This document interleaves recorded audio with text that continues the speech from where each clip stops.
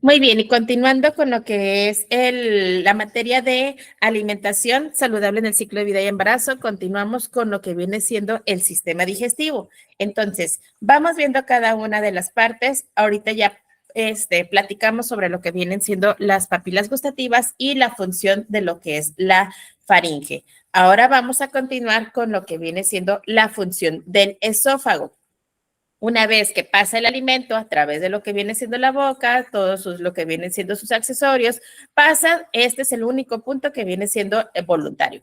Pasa a través de lo que viene siendo la faringe, es un proceso involuntario en el cual ya una vez que pasa lo que es el bolo alimenticio, continúa en lo que viene siendo en la faringe. Encontramos a alguien muy importante, que es el que sirve de tapadera para evitar que nosotros nos empecemos a ahogar cuando estamos consumiendo algún tipo de alimento. ¿Cómo se llamaba esta tapaderita?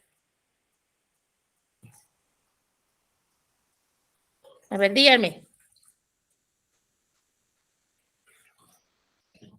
Que les dije, no se debe de hablar mientras comes, porque en este caso, ¿qué es lo que puede pasar? ¿Quién es el que se abre y se cierra? Y en dado caso puede llegar a tener una broncoaspiración. ¿Cómo se le llamaba?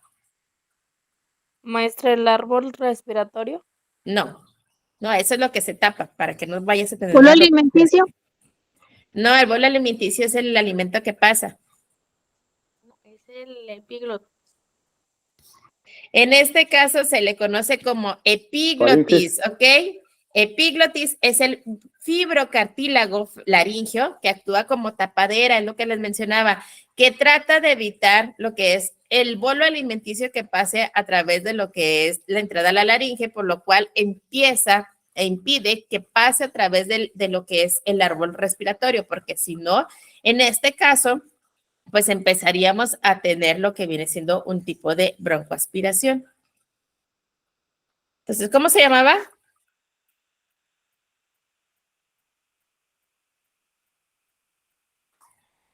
¿Cómo se llamaba? Epiglotis. Epiglotis, anótenlo. ¿Ok? Y luego continuamos con la tercera parte. Una vez que pasa a través de la boca, de la faringe, de la laringe, continúa con lo que es el esófago. En el esófago es la tercera porción del tracto gastrointestinal porque conecta, ahora sí, la faringe con el estómago. Yo aquí los estoy uniendo. Su función principal es de conducir rápidamente lo que son los alimentos desde la faringe hacia el estómago. ¿Con qué? Con lo que son los movimientos peristálticos. Van aumentando hasta que estos van pasando lo que es el bolo alimenticio. Les va a servir porque van a secretar moco como mecanismo de protección. El esófago, mide aproximadamente 25 centímetros de largo.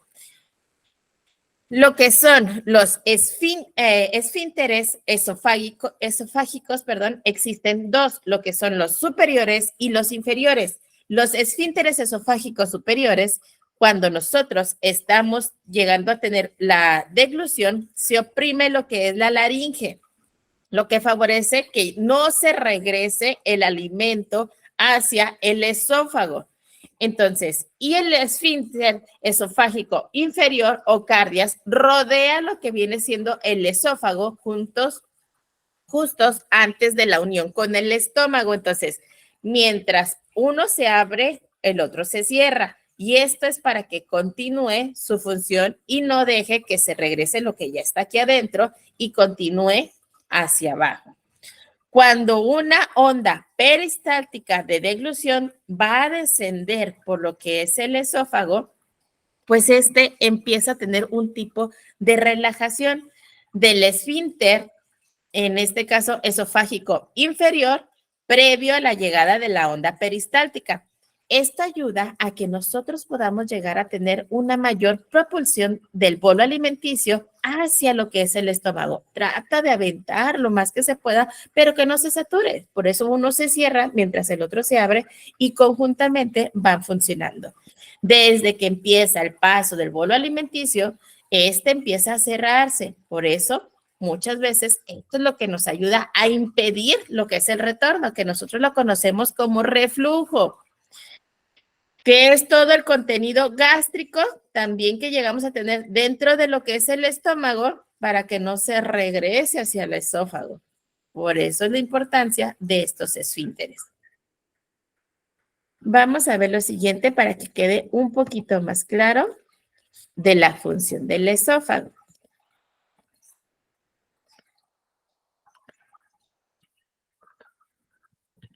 Vamos a poner atención.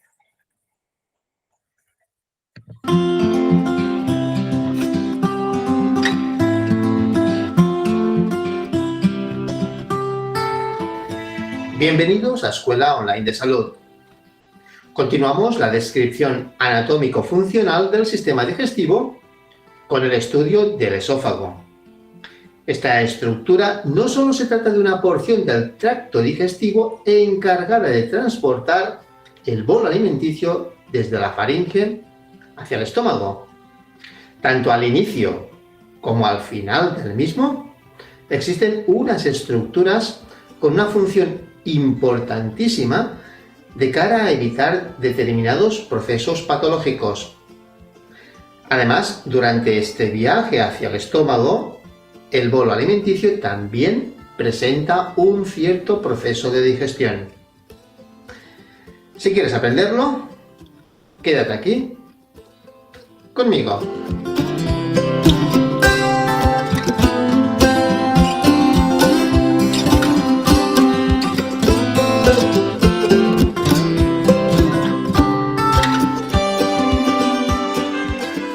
El esófago es un tubo muscular colapsable de alrededor de 25 centímetros de longitud y situado por detrás de la tráquea. En cada extremo del esófago, la muscular sufre un espesamiento y forma dos esfínteres. El esfínter esofágico superior, formado por músculo esquelético, y el esfínter esofágico inferior o cardias, formado por músculo liso. El esfínter esofágico superior regula la progresión del alimento desde la faringe hacia el esófago, evitando la entrada de aire durante la respiración. Y el esfínter esofágico inferior hace lo mismo desde el esófago hacia el estómago, pero evitando en este caso el reflujo del contenido estomacal al esófago. Las paredes del esófago, y de hecho las que constituyen todo el tracto digestivo, incluyen 4 capas. La que está más en contacto con la luz esofágica es la mucosa, la cual consta principalmente de un epitelio superficial, además de una pequeña cantidad de tejido conectivo que es la lámina propia, y una escasa capa de músculo liso que es la denominada muscularis mucosa. Por debajo de la mucosa se encuentra la submucosa, capa de tejido conectivo que contiene vasos sanguíneos y linfáticos, así como terminaciones nerviosas que forman parte del denominado plexo submucoso de Meissner, encargado de dar inervación a la muscularis mucosa. A continuación se encuentra una capa de tejido muscular liso, compuesta en el esófago y en la mayor parte del sistema digestivo, excepto en el estómago, por 2 disposiciones de fibras, una en forma longitudinal y otra en forma circular.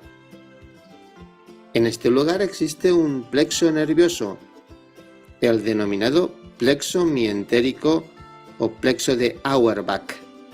Es el encargado de dar inervación motora a estas fibras musculares.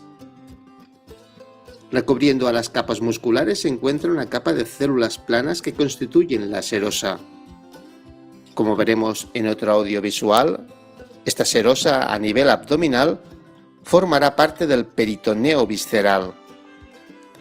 Esta capa en el esófago se conoce como adventicia en lugar de serosa, porque el tejido conectivo de esta capa no está cubierto por mesotelio y se mezcla con el tejido conectivo de las estructuras del mediastino a través de las cuales pasa. De hecho, la adventicia une el esófago a las estructuras que lo rodean. Una vez iniciada la deglución, el bolo alimenticio pasa al esófago, facilitándolo por un lado la gravedad y por otro las contracciones peristálticas de las paredes del mismo debido a las contracciones sincronizadas de las fibras musculares lisas, tanto circulares como longitudinales. En la porción superior del esófago, las fibras musculares circulares se contraen, estrechan la pared esofágica y fuerzan el bolo hacia el estómago. Entre tanto, las fibras longitudinales inferiores al bolo también se contraen, acortan esta sección y empujan sus paredes hacia afuera para que pueda recibir el bolo. Las contracciones se repiten en ondas que empujan el bolo hacia el estómago. Y a medida que éste se aproxima al extremo del esófago, el esfínter esofágico inferior se relaja y el bolo se mueve hacia el interior del estómago. Durante el paso del bolo alimenticio por el esófago, se produce digestión química, llevada a cabo por las enzimas de la saliva que también es deglutida. Tanto la amilasa como la lipasa actuarán sobre los carbohidratos y lípidos respectivamente. En el caso de la amilasa, esta se inactivará una vez el bolo haya superado el esfínter esofágico inferior, pues no resiste al pH extremadamente bajo de la cavidad gástrica. La lipasa es mucho más resistente. Además, el moco secretado por las glándulas esofágicas lo lubrica y reduce la fricción. Así, el paso de alimentos sólidos o semisólidos de la boca al estómago dura entre 4 y 8 segundos. Y los alimentos muy blandos o líquidos pasan en 1 segundo aproximadamente. Una vez el bolo alimenticio ha superado el esfínter esofágico inferior, pasa a la cavidad gástrica, donde se va a enlentecer su progresión de forma premeditada para exponerlo durante más tiempo a la acción digestiva de las secreciones gástricas compuestas por enzimas y ácido. El resultado será la transformación de este bolo alimenticio en una papilla con la consistencia suficiente para poder continuar su viaje a lo largo del tubo gastrointestinal. En el próximo audiovisual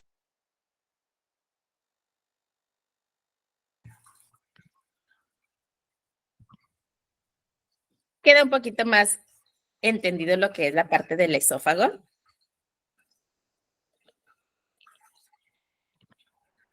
Sí, maestra. Sí, ya. Entonces, una vez que pasamos del esófago, continuamos con la siguiente sección. En este caso es la parte del estómago. En el estómago, nosotros sabemos que es una sección que va a ser expandida del tracto gastrointestinal. Este conecta al esófago con el intestino delgado. Entonces, aquí ya vemos otro tipo de conexión. Principalmente, vamos a ver las características que puede llegar a tener lo que es el estómago. Su anatomía. Bueno, en este caso se encuentra dividido en 3 porciones, lo que es el fondo, el cuerpo y el antro gástrico. Una vez que finaliza en el esfínter pilórico o píloro, este también está revestido de células productoras que van a crear lo que es el moco y posee otros 2 tipos de glándulas. Las glándulas que es la oxínticas, que vienen siendo las formadoras de ácidos, estas van a secretar lo que es conocido como ácido clorhídrico, pepsinógeno, el factor intrínseco y moco. Y las otras glándulas son las pilóricas, que van a secretar solamente moco y gastrina. Las células gástricas, estas van a estar formadas por diferentes tipos de células. Unas que se encuentran, las células mucosas se van a encontrar en el cuello, del cuello que van a secretar lo que es el moco. Las otras son células principales productoras de pepsinógenos que van a estar conteniendo lo que son las enzimas proteolíticas en forma inactiva. Luego encontramos las células perietales que van a secretar el ácido clorhídrico y los factores intrínsecos. Luego encontramos las células que son las productoras de gastrina. Esas son difíciles de olvidar porque empiezan con la misma letra. Y las células enterocromafines, que van a ser las productoras de lo que son las histaminas. Entonces, estas son las células principales que van a ser las productoras de todos estos tipos de protección dentro de lo que son el estómago. Su función principal es que dentro del estómago van a almacenar o van a tener lo que es el reservorio del bolo alimenticio, que va a ser nada más por un momento, por eso dice a corto plazo. Una vez que ya pasa el bolo alimenticio a este punto, pues la digestión comienza a ser ya no mecánica, sino química. Entonces, la digestión química y las enzimas de todo lo que son el conjunto de alimentos, principalmente cuando son alimentos que contienen proteínas, empiezan a tener su función aquí mismo, con la producción de todo lo que viene siendo las enzimas que producen las células gástricas. La licuefacción de todos los alimentos, pues empiezan a ser mezclados con lo que son las secreciones gástricas, que son producidos por lo que son las células gástricas. Por lo general, su liberación es lenta y paulatina, todo lo que es el contenido gástrico hasta que se pasa al intestino delgado. Los pepsinógenos que habíamos visto, estos pepsinógenos van a ser los que se encuentran para sintetizar y secretar lo que es el zimógeno desde las células principales. Una vez que entran estos pepsinógenos al contacto con el ácido clorhídrico, estos se activan y se convierten en otro tipo de enzimas que vienen siendo las pepsinas. Las pepsinas, una vez que ya se activaron gracias a lo que es el ácido clorhídrico, estas pepsinas se convierten en enzimas proteolíticas activas. Por lo general, el pH que van a manejar viene siendo entre 1.8 y 3. Cuando el bolo alimenticio entra en contacto con lo que es el ácido clorhídrico del cuerpo y otros antrogástricos, se convierte, ya no se llama en bolo alimenticio, se va a llamar quimo.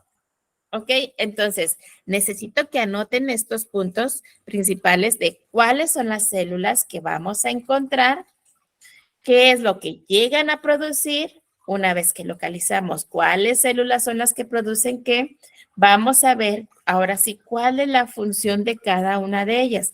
La importancia principalmente del pepsinógeno. ¿Dónde encontrábamos el pepsinógeno? Pues el pepsinógeno era principalmente por lo que es el producido por las glándulas de las oxínticas. Entonces, que son las formadoras de ácido. Son los pepsinógenos formados por las glándulas oxínticas, ¿ok? Que no se les vaya a olvidar eso. Y estas pues van a producir todos los demás ácidos. Y luego van desencadenando, si tú le agregas una cosa, se convierte en otra cosa, si tú le agregas así es como se van produciendo estas, hasta que forman lo que es el llamado quimo, porque se les agrega todo lo que viene siendo los ácidos que van soltando poco a poco conforme van pasando a través de las células gástricas.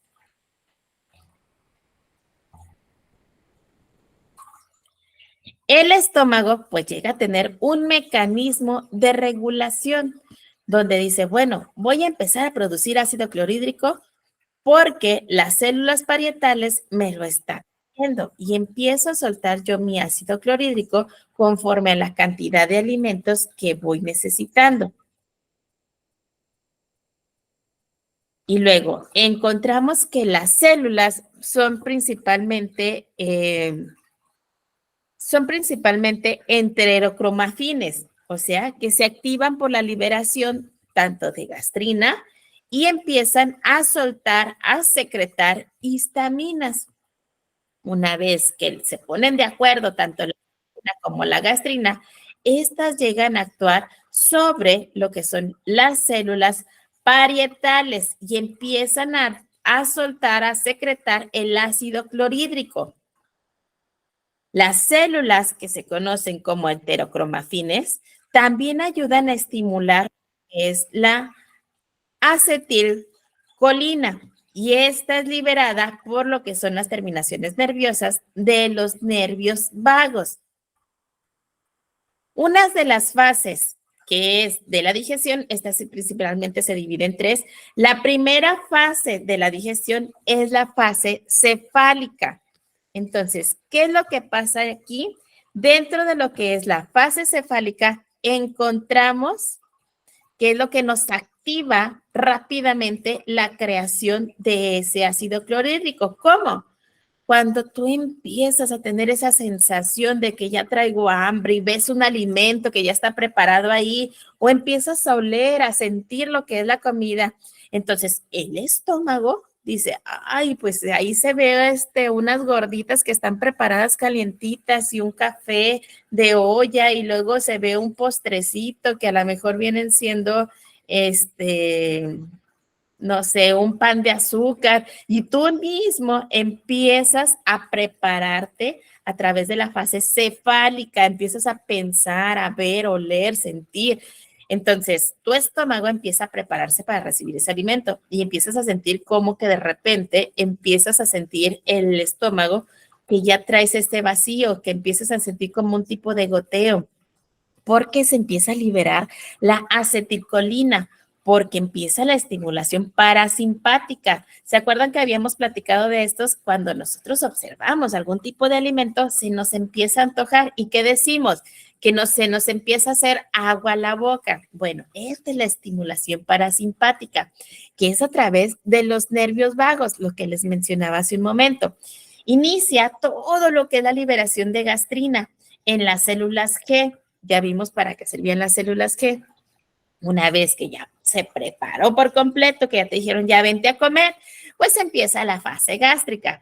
Cuando ya empiezas a consumir ese alimento y ya pasa a través de lo que viene siendo del sistema digestivo, ya pasó lo que viene siendo la boca, el esófago y ahora sí llega lo que viene siendo el estómago y empieza la presencia del quimo en la luz del estómago, porque acuérdense que cambia de bolo alimenticio a quimo. Una vez que cambia quimo, en el estómago se produce lo que es la distensión o irritación de la mucosa para tratar de degradar rápidamente lo que es el quimo. Se estimulan lo que son los quimiorreceptores de la mucosa y hay mayor liberación de acetilcolina.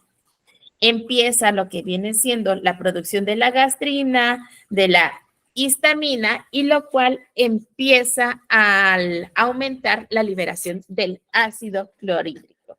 Entonces, en este punto, pues se conoce como la liberación también de factores intrínsecos y pepsinógenos. Y finalmente continúa con lo que es la fase intestinal. Ya una vez que pasa a través de lo que es el estómago, se convierte en lo que es el bolo alimenticio, en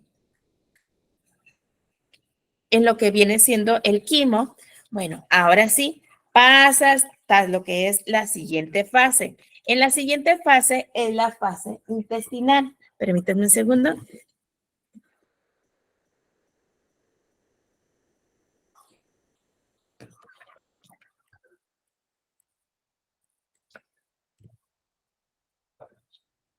Okay.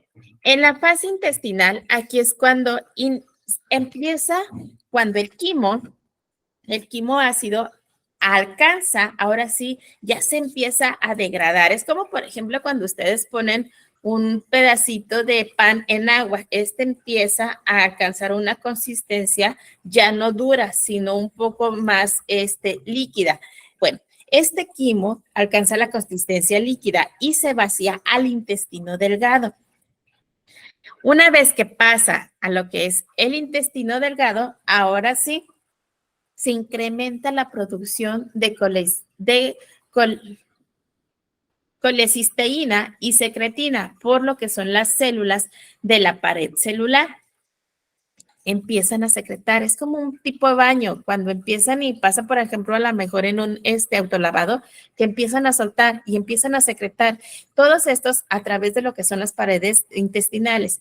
Estas hormonas van a retrasar el vaciamiento gástrico porque empiezan lo que son las secreciones de los jugos pancreáticos. No te dejan pasar tan rápido, sino que empiezan a soltar poco a poquito todo lo que son las secreciones de los jugos, tanto pancreáticos, de bilis, jugos intestinales, que van a llegar a tener bicarbonatos, con lo que van a cambiar el pH del quimo antes de que entre al duodeno, porque no los van a dejar que continúen con ese mismo pH, sino dentro del duodeno tenemos un pH que no se podría soportar, por eso tiene que ser todo controlado. Ok. Vamos a ver un poco sobre lo que viene siendo el estómago. Permítanme.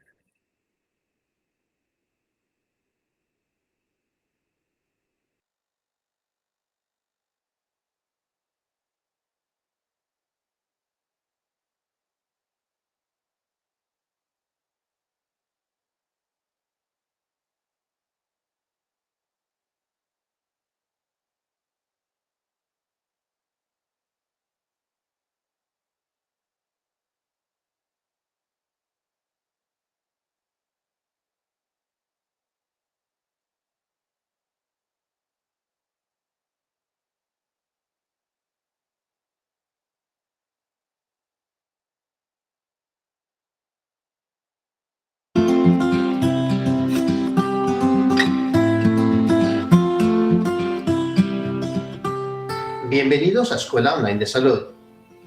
Continuamos la descripción anatómico-funcional del sistema digestivo, hoy con el estudio del estómago. Es esta una estructura clave en el proceso de la digestión, pues en ella tiene lugar tanto una digestión mecánica como química, siendo esta llevada a cabo por las glándulas gástricas mediante la secreción de un jugo gástrico con componente ácido y enzimático. En este audiovisual realizaremos una descripción anatómica de estas glándulas. Si quieres aprenderlo, quédate aquí conmigo.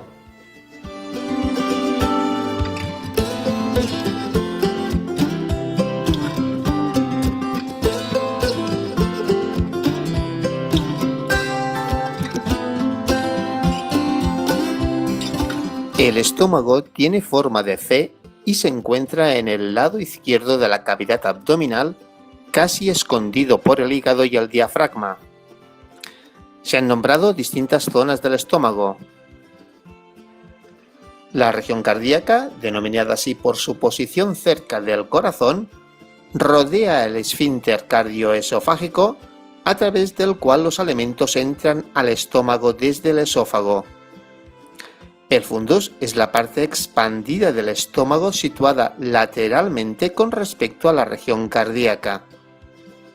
El cuerpo es la parte media y a medida que se ensancha por su parte inferior, se convierte en el antro pilórico y a continuación en el píloro, que tiene forma de embudo y es la parte terminal del estómago. La superficie lateral convexa del estómago es la curvatura mayor. Su superficie media cóncava es la curvatura menor.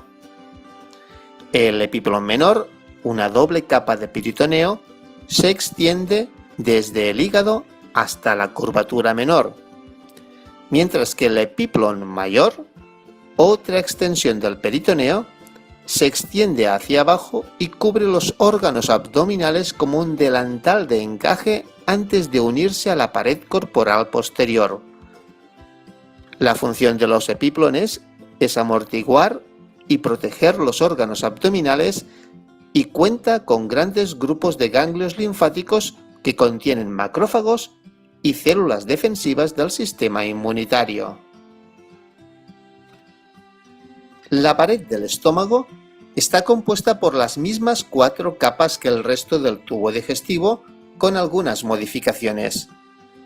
Así, la superficie de la mucosa forma una capa de células epiteliales que se extienden hacia adentro de la lámina propia, donde forman columnas de células secretoras, es decir, las glándulas gástricas, que limitan con canales estrechos que reciben el nombre de criptas gástricas.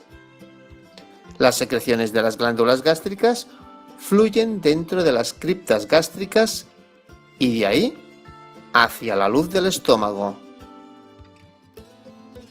Las glándulas gástricas contienen 3 tipos de células glandulares exocrinas que secretan sus productos en la luz del estómago: las células mucosas del cuello, las células principales y las células parietales.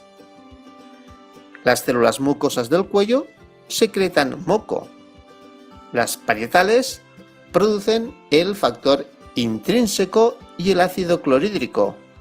El factor intrínseco es necesario para la absorción de la vitamina B12 y el clorhídrico fundamental para la digestión química de los alimentos.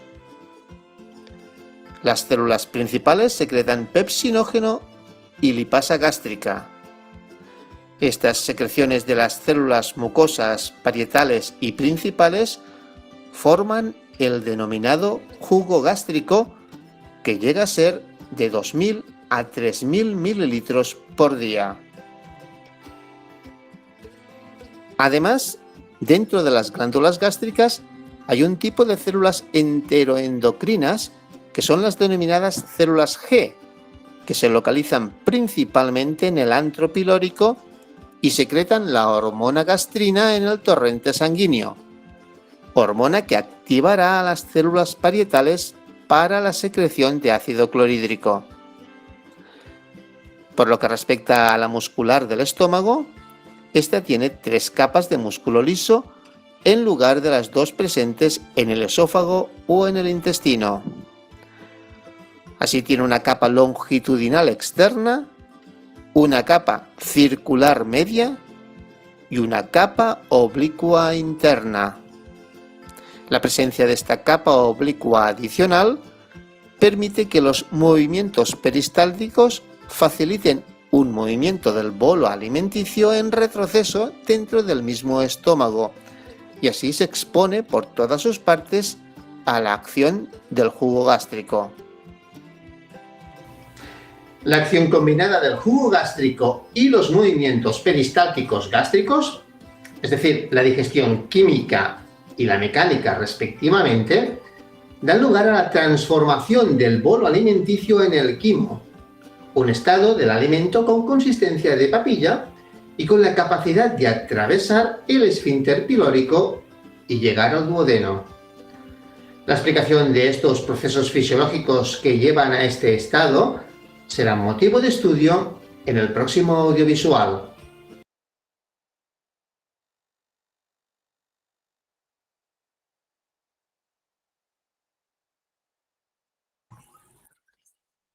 Muy bien, chicos. Entonces, ¿hasta aquí cómo van con la información?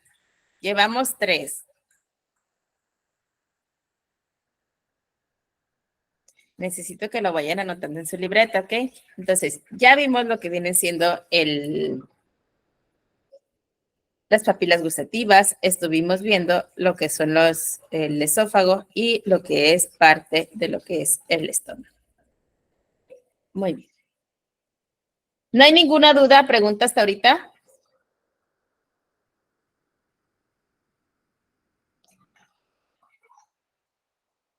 Chicos, Maestra, ninguna. Por mi parte, no, maestra. ¿no? Seguros. Necesito que vayan haciendo sus anotaciones en su libreta porque ya estamos cerca de lo que viene siendo el examen de la evaluación, ¿ok?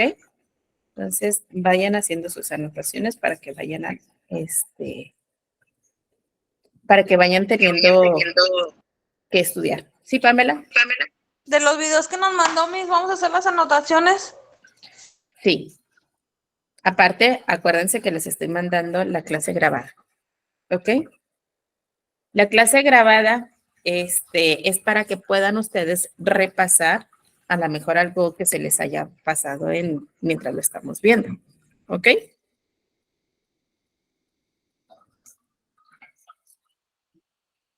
Ok, maestra. Muy bien, entonces continuamos.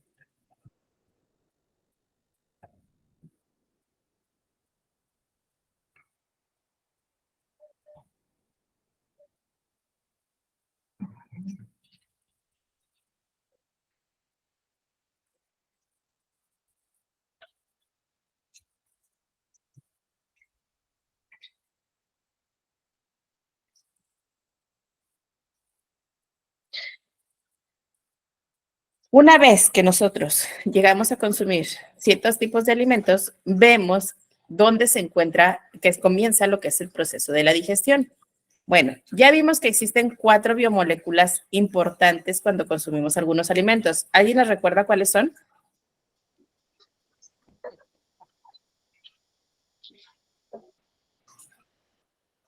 ¿Lo puede repetir, maestra? Es que no la escuché. Existen 4 biomoléculas importantes en el momento de que nosotros vamos a consumir algún alimento que son importantes en nuestro organismo. ¿Cuáles son esas 4 biomoléculas? Va a venir en el examen.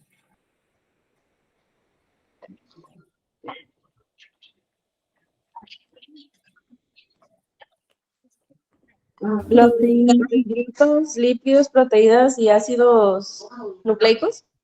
Muy bien, perfecto. Entonces, vamos a ver lo que viene siendo la digestión de una de esas importantes biomoléculas que vienen siendo las proteínas. Ok, una vez que nosotros llegamos a consumir lo que son las proteínas, pues su digestión involucra principalmente 2 tipos de procesos, lo que viene siendo la desnaturalización y digestión o hidrólisis. Lo que es la desnaturalización de las proteínas implica algunas estructuras que son cuaternarias, terciarias y secundarias que van a aplicar a veces métodos físicos. Por ejemplo, ¿se acuerdan que les había platicado que no sirve de nada consumir el huevo crudo? Sí, Miss. Porque necesitamos nosotros aplicar una temperatura, una cocción para cambiar y activar lo que son las proteínas.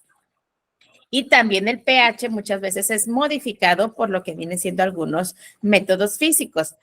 Una vez que las proteínas estas se llegan a desnaturalizar, inicia una hidrólisis enzimática, empiezan lo que viene siendo la actuación de diferentes tipos de enzimas. La digestión de las proteínas va a involucrar muchas enzimas. Las principales son 3, lo que viene siendo las pepsinas, estas se secretan en el estómago, lo que vienen siendo las enzimas trípsicas, quimiotrípsicas, elastasas, carboxipeptidasas y aminopeptidasas se van a encontrar en lo que es la secreción del páncreas. Las aminopeptidasas y las dipeptidasas se van a encontrar secretadas por lo que son los cepillos intestinales.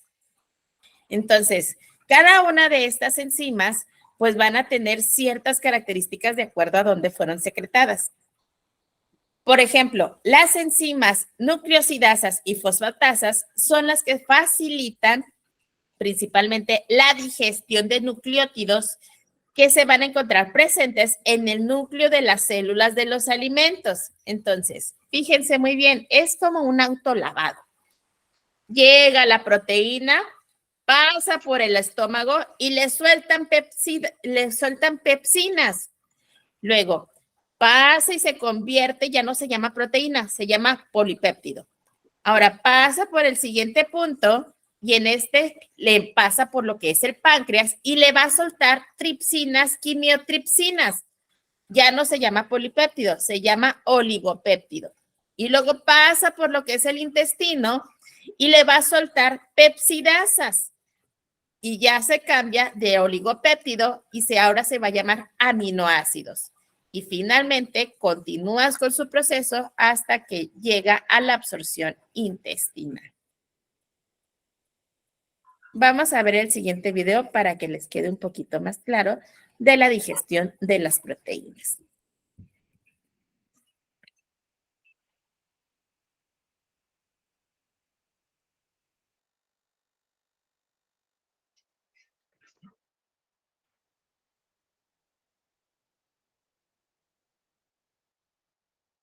Nuestro cuerpo no puede absorber las proteínas tal y como las ingerimos. Necesita realizar el proceso de digestión y degradación en el estómago y en el intestino para descomponerla en elementos más pequeños. A diferencia de los carbohidratos, la digestión de las proteínas empieza directamente en el estómago. Cuando olemos, tocamos o saboreamos un alimento, se produce una respuesta en nuestro organismo, y es que a través de las células parietales situadas en el estómago se comienza a secretar ácido clorhídrico, que deja un pH óptimo para la secreción de la pepsina, una enzima que degrada la proteína y la convierte en péptidos, que son cadenas más cortas de aminoácidos. Os podéis imaginar el por qué Pepsi se llama así, ¿no? Su creador quería hacer de esta una bebida digestiva y sustituta del café, así que uno de sus ingredientes era la pepsina, aunque actualmente han ido cambiando. Cuando la digestión del estómago ha terminado, este mejunje llamado quimo pasa al intestino delgado. Aquí se neutraliza el quimoácido y el páncreas es estimulado para que secrete enzimas proteolíticas llamadas tripsina, elastasa, quimotripsina, carboxipeptidasa,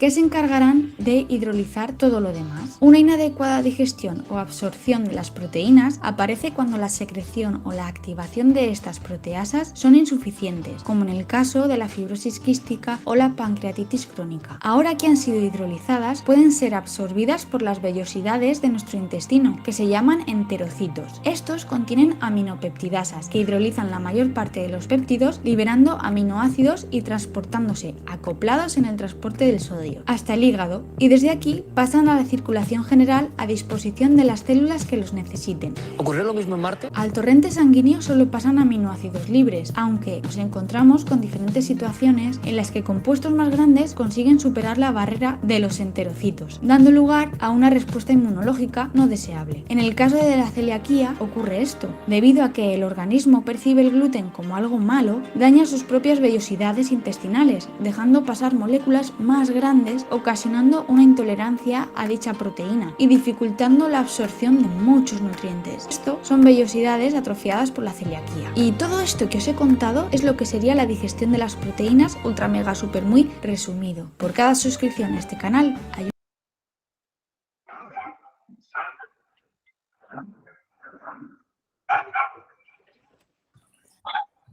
Muy bien. Entonces, esto es parte de lo que viene siendo la absorción de lo que son las proteínas, ¿ok?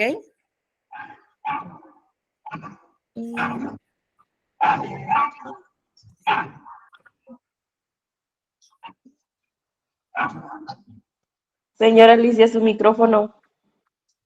Muy bien. Voy a detener hasta aquí la que es la grabación. Denme un segundito para hacer preguntas y sobre todo si tienen algunas preguntas sobre los temas.